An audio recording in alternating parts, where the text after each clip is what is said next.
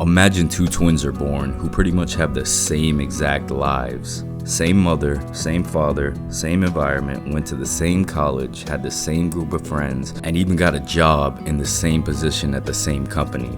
The only differences they have lie in the details, the small things. One of the twins, let's call him Productive Pete, spends majority of his free time always trying to better himself. He takes a very light 1-mile jog every day after work. He reads 10 pages a day of a book that's either educational, inspirational, or motivational. And during lunch, he always chooses the free water over the soda. Now the other twin, let's call him Slacker Sam. Sam fell off somewhere and has a habit of living a hedonistic lifestyle. He always picks the can of soda over the water for lunch, always tells himself he'll start the jogs with his brother next month, and he only reads when he absolutely has to. It's easy for Slacker Sam to brush these things off because he looks at his brother Pete and tells himself, no biggie what he's doing. I mean, it's not like Pete's gonna be ripped after taking that one jog. It's not like he's gonna be much smarter after reading that measly 10 pages of that book. And he isn't even saving much money or getting any healthier skipping that soda. It's only $1.25 and 40 grams of sugar. Sam tells himself, I'm gonna just live my life the way I want to live it. He thinks these little things aren't going to make much of a difference. And we could even rationally say that since these twins have the same life with such minor differences, most likely they will pretty much end up in the same position by the end. But in actuality, it's precisely because of these differences in the minor details in their life that they will end up with a drastically different life by the end. See, one day of doing something isn't really going to make much of a difference. Most people would agree on that. But when we add the magical ingredient of time to that equation, it's clear to see that the small decisions we make are the most important ones. Let's look at Slacker Sam and Productive Pete 1 year down the road following these same small differences in their daily decisions they make.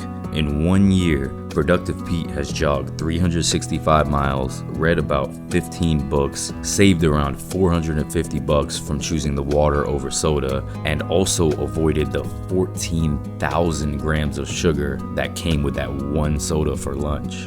And Slacker Sam has none of that. In fact, because of consuming the 14,000 grams of sugar and lack of exercise, he actually gained 10 pounds for the year, is a little lighter in his wallet, and isn't really much wiser from a year ago, apart from knowing the hottest Netflix series. So now ask yourself, do you think jogging 365 miles would make a difference to your body? How about reading 15 educational books? Would that make a difference to the way you think? I can tell you right now, if you read just 10 good educational books, it most likely will change you for the better. If you're still not convinced, let's jump the timeline to 10 years down the road and look at the twin stats then. Now those numbers can really become alarming. In a year, we become the result of our every little decision compounded, and that same result just multiplies with each passing year. This compound effect is why the little decisions we make every day are the most important decisions we can make. The things that take us from failure to success are simple. So simple, in fact, that it's easy to overlook them. Because when we look at them in the moment, they seem insignificant. They're not things that take major effort. There's nothing heroic about them. Mostly, it's just little things we do every day that most people won't even notice. But in the end, it's what leads us to our success or our failure. Small changes added up over time create big changes. Succeeding is really more of a process rather than a single event like we tend to think. I don't believe that there's necessarily a magic pill, but I think there's a process. And doing the work is very important. You know, I don't want people to believe that there's a silver bullet and all of a sudden you have a great memory or you have this great success or great relationship or health. And people always ask, what's the one thing I could do? And I always tell people that you have to do most of it. I first learned this philosophy from Jeff Olson in his book, The Slight Edge. This book is really a must read for everybody. The philosophy it teaches lays a foundation for applying all of this information we learn. I saw that there's a lot of great information, but people didn't know how to apply it. They didn't have the right philosophy. They're quite too often they're being marketed to as quantum leap. Like, do this in 90 days, all these things are gonna be fixed, and all of a sudden that doesn't happen, and then they lose belief in the information, and it wasn't the information that was wrong, it was the processor, it was the philosophy for applying that information. If we ever want to succeed at something, we have to work consistently at it. Not necessarily harder. Consistently is the key word here. With this philosophy, we can get from anywhere we are to wherever we want to be in pretty much any aspect of our lives. The slight edge is a philosophy. It's not a technique. It's something we ingrain in our brains and we adopt it forever. At this point, it's known by so many different names: the compound effect, 1% growth, the growth mindset. Someone probably originally came up with it off the Japanese business philosophy known as Kaizen, which translated means change good as opposed to changing bad. Whatever it's called, they're all saying the same thing. If we improve in an area by just 1% a day, we would have improved in that area by 365% in 1 year's time. Having this philosophy is exactly how most average people succeed in life. I constantly see people rise in life who were not the smartest, sometimes not even the most diligent, but they are learning machines. They go to bed every night a little wiser than they were when they got up. And boy, does that habit help, particularly when you have a long run ahead of you. With each passing minute and each choice that we make, the slight edge is at work, either for us or against us. Once this philosophy is embraced, you'll know that if you do something long enough, you will get the results you want. But on the other hand, if we make the small errors of judgment long enough, we are going to suffer the consequences for that. Time is what makes this curve come into play. Our old habits become stronger and stronger until we can't escape them, for better or for worse. Once momentum starts to pick up and incremental change starts to kick in, the success and failure curves shoot off into opposite directions. The slight edge will have either helped us or hurt us 10 years down the line. There's no standing still option when it comes to the slight edge. Jeff has a great quote in his book for this. He says, "Time will either promote you or expose you." The fact of the matter is, if we're not getting better, we're getting worse. The change that's happening to us is automatic. You don't have to work at changing. People say all the time now, well, I'm working on changing. Don't worry about it. You don't have to work on changing. Change is automatic. Your body's gonna change whether you want it or not as the years go by. And no matter how hard you work, there's gonna be some changes going on there. The economy is gonna change no matter what you want it to do. The weather is gonna change. Relationships are gonna change. Everything in life is always changing. We don't have to work on change. Change is automatic, but progress is not. So if you wanna make real progress, then you really gotta look at your life in a different way. You gotta say, I gotta take control of this process and not just hope it's gonna work out. Depending on the foods we eat and the exercise we do, our bodies will change automatically. Depending on the books we read or the TV we consume, our mindset will change automatically. The change itself is a result of the daily choices we're making. Taking control of those daily choices is taking control of the change that happens to us over time. And we take control by just making a little bit of progress in any area of our life every single day.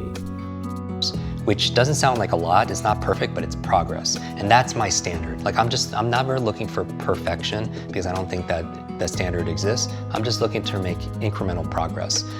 So you're probably asking, if the line between success and failure is so small and so simple to do, then why isn't everyone doing it? I know before I read The Slight Edge, most things I did in life were motivated by looking for the next big thing. The next big opportunity that was gonna move me forward fast and far. If it was gonna take too long, I really wasn't interested. I lived like this for years before I was introduced to the slight edge. As Jim Rohn said, things that are easy to do are just as easy not to do.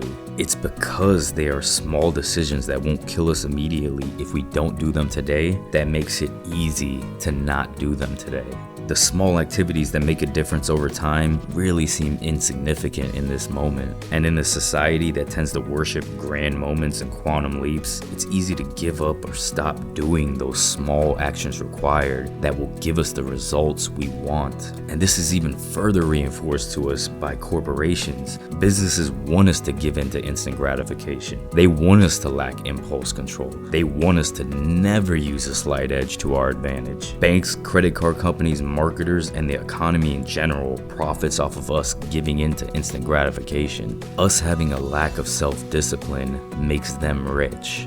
On top of our psychology, society, and corporations working against us implementing the slight edge philosophy to our favor, we're also just not genetically programmed to make good decisions. Our ancestors had a short lifespan with all sorts of immediate dangers that can make that lifespan even shorter. This required them to think about now and only about now. We aren't programmed to save money. We aren't programmed to choose the harder, more beneficial path over the easier. And we aren't programmed to think about how our everyday decisions will affect us 10 years down the road.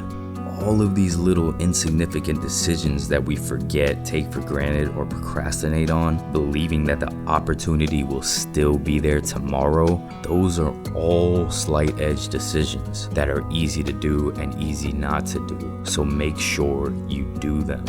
Making those small correct choices day in and day out is what counts here. It's the simple little decisions we are making that put the slight edge to either work for us or against us. And these choices won't produce any immediate results, which is exactly why most of us don't do them. But once this philosophy is ingrained in us, we can almost sort of like see our compounded future out of the single little actions we are taking today. It's a long-term process. Think about it like this. On average, it takes a new business 5 years to break even. So why not us? It can take an acorn up to 50 years to become an oak tree. But once it does, that oak tree stands strong for hundreds of years. So why would we think that we work any differently? In the fast-paced world we live in, we all have this pressing sense of urgency. We feel like time is slipping away from us, which it definitely is, make no mistake about it. But the thing is, for the person who has the positive momentum of the slight edge on their side, time will work for them rather than against them. Time basically becomes our superpower. And one way to think about it is just kind of basic math. Like if you just look at the numbers, if you were able to improve by 1% each day for an entire year, and those gains compound, you would end up 37 times better at the end of the year. And if you were to get 1% worse, you would whittle yourself almost all the way down to zero. And what's interesting here is that everybody wants a transformation, right? Everybody wants a radical improvement, want rapid success, but we fail to realize that small habits and little choices are transforming us every day already. That these times when you make a choice that is slightly better, slightly worse, a little mistake or a small error, 1% better or 1% worse, that these things compound over time. And habits are the compound interest of self-improvement. And so if you can learn to master those, then you can make time work for you rather than get against you, right? Good habits make time your ally, bad habits make time your enemy.